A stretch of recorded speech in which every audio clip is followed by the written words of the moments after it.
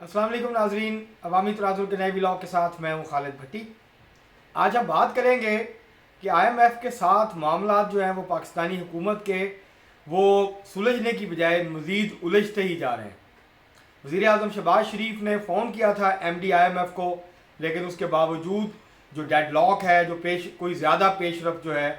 وہ نہیں ہو سکی۔ اس کے اوپر آج ہم بات کریں گے کہ وہ کون سی وجوہات ہیں جس کی بنیاد پر پاکستان اور آئی ایم ایف کے معاملات طے نہیں ہو پا رہے۔ اس سے پہلے کہ ہم اپنے موضوع کی طرف بڑھیں، آپ سے گزارش ہے کہ اگر آپ نے ہمارا چینل عوامی تناظر ابھی تک سبسکرائب نہیں کیا تو اس کو سبسکرائب کر لیں، ویلاگ پسند آئے تو اس کو شیئر بھی کریں، لائک بھی کریں اور مہذب انداز سے اپنی رائے کا اظہار بھی کریں۔ اب ہم بڑھتے ہیں اپنے آج کے موضوع کی طرف۔ چند دن پہلے وزیر اعظم پاکستان جناب شہباز شریف صاحب نے آئی ایم ایف کی خاتون ایم ڈی کو فون کیا اور ان سے مدد کی درخواست کی اور ان سے یہ درخواست کی کہ پاکستان کی جو قسط ہے، 9واں جائزہ ہے، اس کو مکمل کیا جائے، سٹاف لیول ایگریمنٹ کیا جائے اور پھر پاکستان کو جو ہے 1.1 ارب ڈالر کی جو رقم پاکستان کو ملنی ہے وہ پاکستان کو دے دی جائے بجٹ سے پہلے۔ یہ جو اس کی خبریں چلیں کہ شہباز شریف صاحب نے فون کیا ہے اور ان سے درخواست کی ہے مدد کی، اس کے بعد ہفتے والے دن غالباً بات ہوئی تھی، اس کے بعد آئی ایم ایف کے جو پاکستان میں نمائندہ ہیں پورٹر صاحب، ان کی جانب سے ایک بیان جاری کیا گیا اور اس بیان میں جہاں پاکستان کو معاشی استحکام کے لیے جو چیزیں درکار ہیں اس کے اوپر زور دیا گیا، اس کے اوپر بات کی گئی، وہیں پر جو آئی ایم ایف کے نمائندہ ہیں پاکستان میں، انہوں نے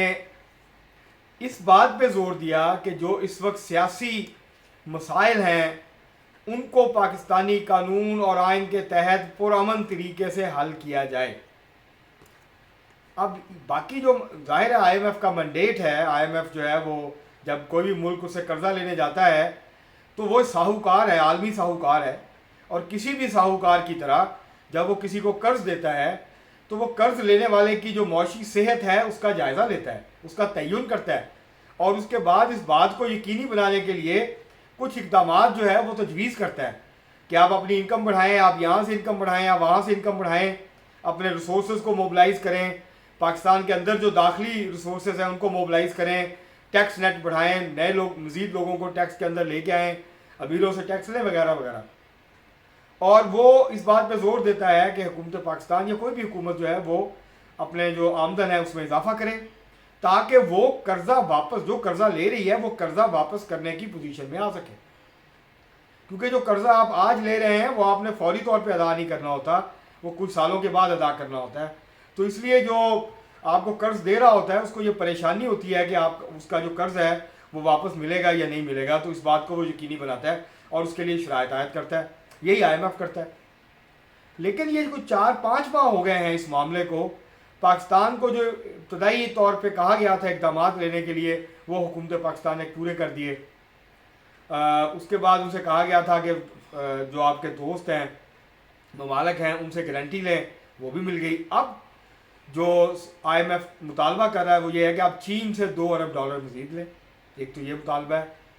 لیکن یہ جو سیاسی انہوں نے یہ حالانکہ یہ کہا کہ ہم نظر ضرور رکھتے ہیں سیاسی معاملات میں ملکوں کے، لیکن ہم اس پر تبصرہ نہیں کرتے، لیکن اس کے باوجود انہوں نے پاکستان کو مشورہ دیا کہ وہ اپنے سیاسی جو مسائل ہیں ان کو آئین اور قانون کی روشنی میں پرامن طریقے سے حل کرنے کی کوشش کرے۔ تو یہ سیدھا پیغام ہے کہ جب تک آپ کے ہاں سیاسی افراتفری ہے، پولیٹیکل انسٹیبلٹی ہے، عدم استحکام ہے، یہ لڑائی مار کٹائی ہے، تب تک شاید ہم آپ کو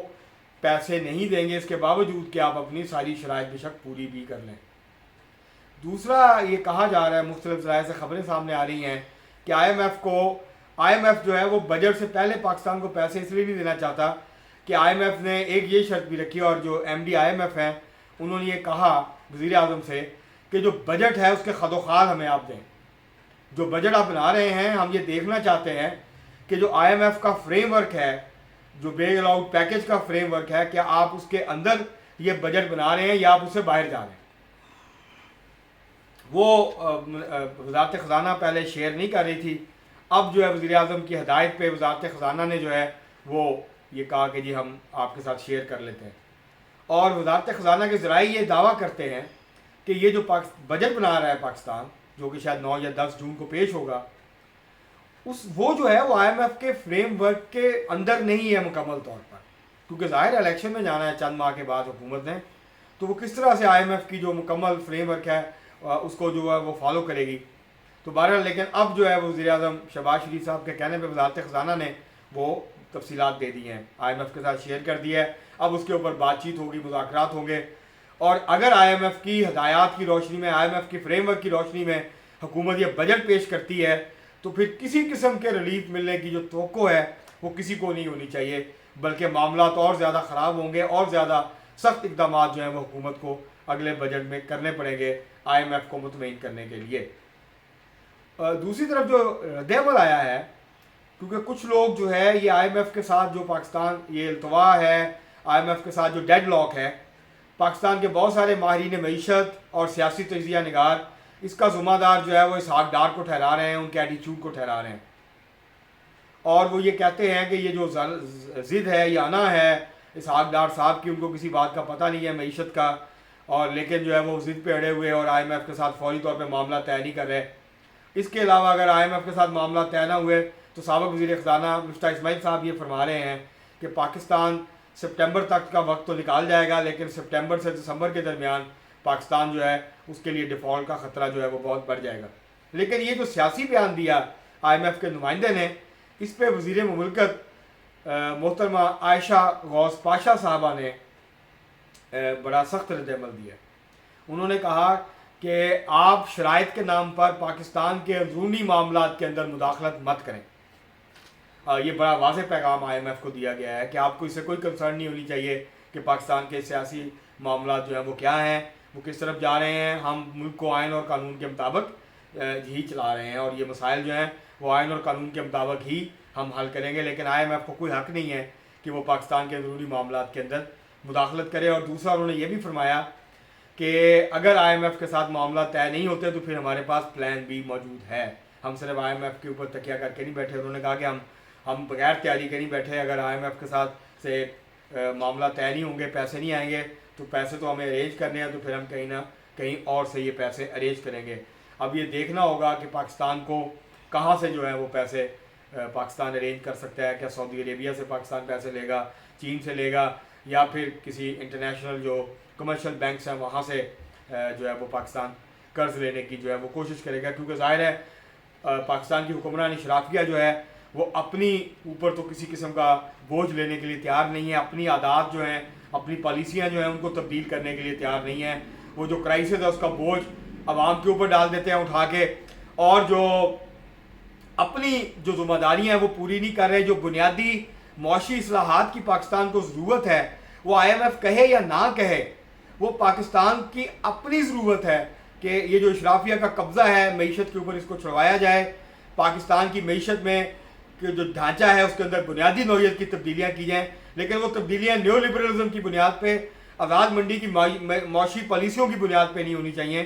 بلکہ پاکستان کے عوام کے اجتماعی مفادات کو ذہن میں رکھتے ہوئے پاکستان کے اندر معاشی اصلاحات کی ضرورت ہے تاکہ پاکستان کا جو معاشی بحران ہے اس سے پاکستان کو نکالا جا سکے. تو یہ جو ساری اس وقت صورتحال پیدا ہوئی ہے، اور جو نیو لبرل ماہرین معیشت ہیں، جو I M F World Bank کے ٹریڈ اکانومسٹ ہیں پاکستان کے، ان کے نزدیک تو آئی ایم ایف کے بغیر کوئی ملک سروائیو نہیں کر سکتا. حالانکہ بہت سارے ملک ہیں دنیا کے جو کہ آئی ایم ایف کے بغیر بھی سروائیو کر رہے ہیں، لیکن یہ نہیں ہو سکتا کہ حکمران طبقہ اپنی عیاشیاں کرے، ٹیکس نہ دے، امیر لوگ ٹیکس نہ دیں، اور اس کے بعد آپ یہ کوشش کریں کہ اپنے وسائل سے ملک چلا لیں. یہ ممکن نہیں ہے. کیوبا جو ہے وہ 70 سال سے بغیر آئی ایم ایف کے چل رہا ہے، اور انہوں نے اپنے عوام کو بنیادی تمام ضرورتیں زندگی فراہم کی ہوئی ہیں. وہ بہت امیر ملک نہیں ہے، لیکن لوگ بنیادی ضروریات کو نہیں ترستے. فری ہیلتھ ہے، ہاؤسنگ فری ہے، ایجوکیشن فری ہے، روزگار کے مواقع موجود ہیں. بہت زیادہ امیر نہیں ہے، بہت زیادہ خوشحالی نہیں ہے، تو بہت زیادہ غربت بھی نہیں ہے. اور وہ اپنے لوگوں کو یہ تمام ضروریات پوری کر رہے ہیں. امریکہ نے 70 سال سے زیادہ ہو گئے ہیں ان کے اوپر اقتصادی پابندیاں عائد کی ہوئی ہیں، لیکن اس کے باوجود وہ سروائیو کر رہے ہیں. بولیویا سروائیو کر رہا ہے اور بہت سارے ملک ہیں جو سروائیو کر رہے ہیں. لیکن اس کے لیے حکمران طبقے کو یہ فیصلہ کرنا پڑتا ہے کہ انہوں نے پھر جو ہے اپنے اوپر بھی بوجھ لینا ہے، اپنے اوپر بھی بوجھ ڈالنا ہے. سارا بوجھ جو ہے وہ عوام کے اوپر نہیں ڈالنا. تو جب تک پاکستان کا حکمران طبقہ یہ فیصلہ نہیں کرتا کہ انہوں نے اپنے عللے تللے چھوڑنے ہیں، جو فضول قسم کی چیزوں کے اوپر پیسے خرچ ہوتے ہیں وہ بند کرنے ہیں، اور سوچ سمجھ کے جو وسائل ہیں اس کا استعمال کرنا ہے، اس کے بغیر جو ہے وہ ظاہر ہے آئی ایم ایف سے جان نہیں چھوٹ سکتی. اور پاکستان کے سرمایہ دار حکمران طبقے کے لیے آسان یہی ہے کہ جب بھی کرائسس آئے، جب بھی پیسوں کی ضرورت پڑے تو آئی ایم ایف کے پاس قرضہ لینے پہنچ جائیں،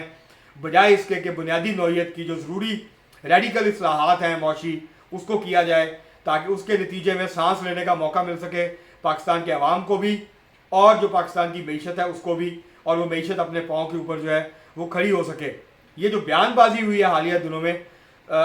توقع تو یہ کی جا رہی تھی کہ وزیر اعظم شہباز شریف صاحب کے ٹیلی فون کے بعد معاملات بہتر ہو جائیں گے، لیکن ان کے ٹیلی فون کے باوجود معاملات بہتر نہیں ہوئے ہیں، بلکہ جو دونوں طرف کی بیان بازی ہوئی ہے اس سے معاملات مزید الجھتے ہوئے جو ہیں وہ محسوس ہو رہے ہیں. اور پچھلے ایک ویلاگ میں نے آپ کو بتایا تھا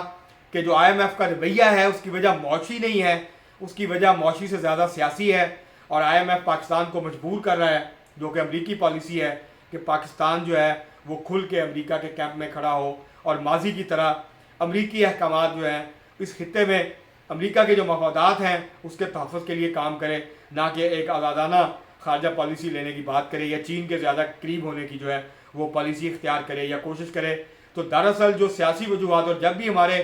بڑے اکانومسٹ جو ہیں، جو کہ I M F World Bank کے ٹریڈ اکانومسٹ ہیں، جو نیو لبرل اکانومسٹ ہیں، جو سرمایہ داری کے حامی اکانومسٹ ہیں، وہ جب بھی بات کرتے ہیں وہ جو سیاسی معاملات ہیں، جو جیو پالیٹکس ہے خطے کی اور عالمی صورتحال کو، اس کو بالکل نظر انداز کرتے ہوئے یہ بتانے کی کوشش کرتے ہیں کہ صرف پاکستان کو جو آئی ایم ایف کے ساتھ معاملہ طے نہیں ہو رہے اس کی صرف معاشی وجوہات ہیں. تو ایسا نہیں ہے، اس کی صرف معاشی وجوہات نہیں ہے، اس کے ساتھ ساتھ اس کی سیاسی وجوہات بھی ہیں. اور امریکہ آئی ایم ایف کو پاکستان کی جو ہے وہ بازو مروڑنے کے لیے جو ہے وہ استعمال کر رہا ہے. اور امریکہ کی کوشش ہے کہ پاکستان پہ آئی ایم ایف کی نوازشات جو ہیں اس کی بارش اسی وقت ہوگی. یہ جو آسانی سے پاکستان کو قرضہ مل جایا کرتا تھا، یہ اسی صورت میں ملے گا اگر پاکستان دوبارہ امریکہ کے کیمپ میں جا کے کھڑا ہو. اور اگر پاکستان نے کوشش جاری رکھی تو پھر آئی ایم ایف کی طرف سے آپ نہ ہی سمجھیں، آئی ایم ایف کی طرف سے زیادہ توقعات وابستہ نہیں کی جا سکتی. یہ ہے وہ معاملہ جس کی وجہ سے اصل میں ڈیڈ لاک جو ہے وہ قائم ہے پاکستان اور آئی ایم ایف کے درمیان. آج کے لیے اتنا ہی، بہت شکریہ.